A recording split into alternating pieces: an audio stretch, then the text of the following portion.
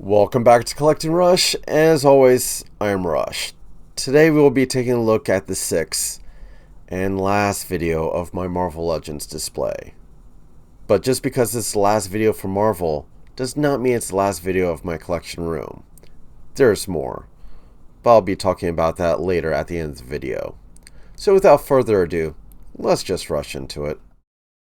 And what is left to show but the last of the Marvel Universe. The last part of my Marvel collection will be taking a look at the 6 shelves consisting of Ghost Rider, the Midnight Suns, Alpha Flight, S.H.I.E.L.D., the Marvel Knights, and finally the Exiles.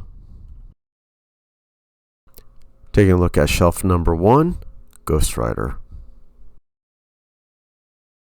I originally had the Ghost Riders on display with the other Midnight Suns, but then moved them in anticipation for the HasLab Held Charger on a larger display to the top of the bookcases. But when that campaign failed, I then consolidated them again onto a smaller shelf. And as you can see, I still have the bike from the Toy Biz Marvel Legends version of the Danny Ketch Ghost Rider. Both this figure and the Toy Biz Legends Gambit were the first 2 Legends I ever owned and started me on this collection more than 20 years ago.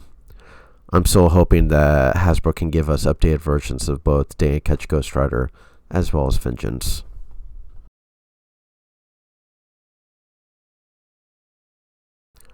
Shelf 2, taking a look at Doctor Strange and the Midnight Suns.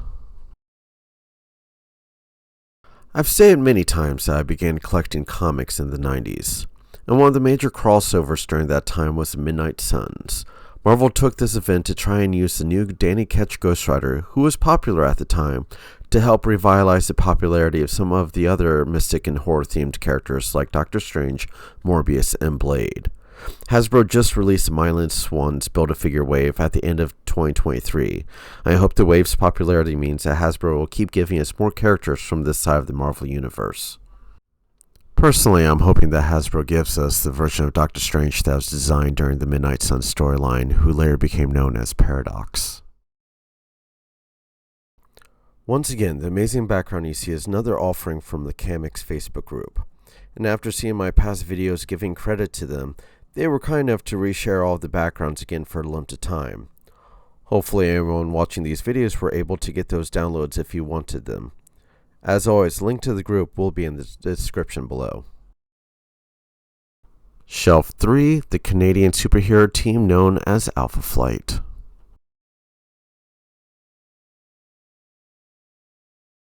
The Weapon X Wolverine figure is such a great figure, but I could never really think of a spot in the collection to put him that made sense. That was until Hasbro put out the Alpha Flight box set that enabled this display. I was able to put Weapon X as kind of a background figure that wouldn't really take away from the rest of the display, while still making sense to be included. Alpha Flight is one of those fun teams that unfortunately never sustains a long comic run, but everyone still has a soft spot for them. Just like my Winter Guard shelf, this display gave me the opportunity to do a fun snowy forest setup. Display, of course, came before the Winter Guard one, but the extras gave it a different feel. Those extras being the assorted trees I picked up from Walmart during the Christmas holiday, as well as the snow forest background I got from cropping an image found on Google. The combination gives the display a great sense of depth.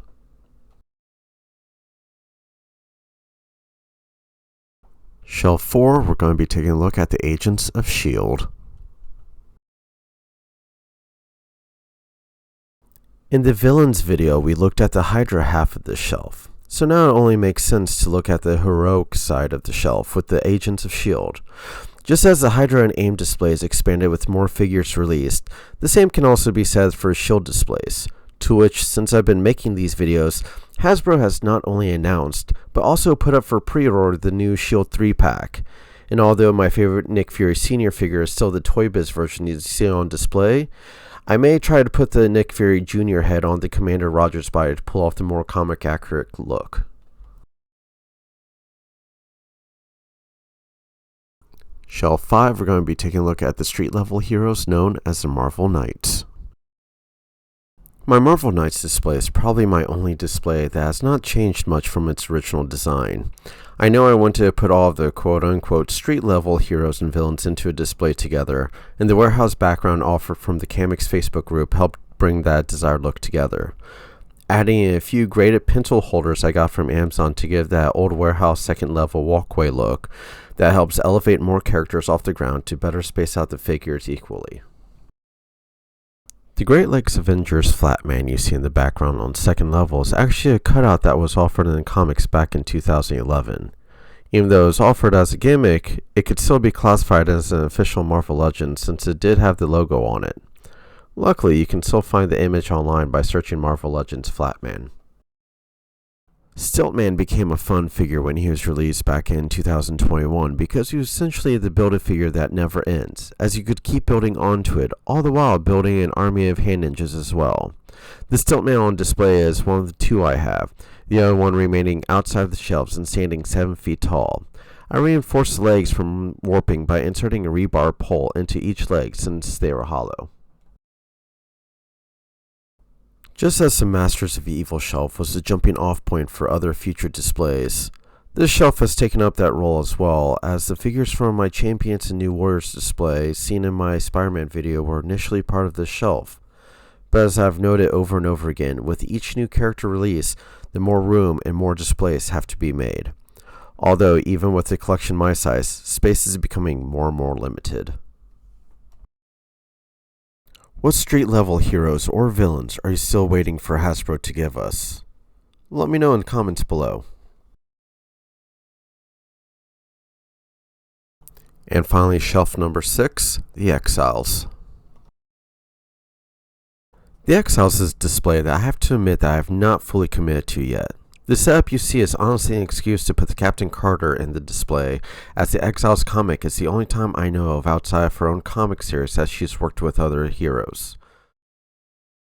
The original Exiles comic was a fun, fan-favorite comic that utilized the reality-hopping theme in such a fun way and had such a diverse team over its run that so many existing figures can fit in display, but all the while still missing so many others.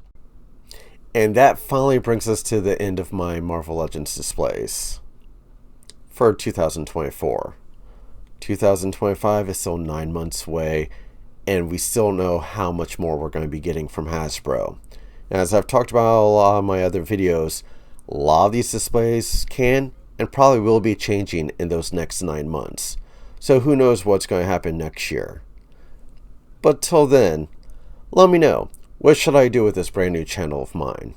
As I've talked about before, I do collect more than just Marvel Legends, and those collection videos will be coming out as well. So let me know what you want to see. More collection videos, Transformers, Masters of the Universe, Teenage Mutant Ninja Turtles, so many more. I've also been known to make the more realistic wish lists in both the Facebook groups as well as my Instagram page, collecting_rush.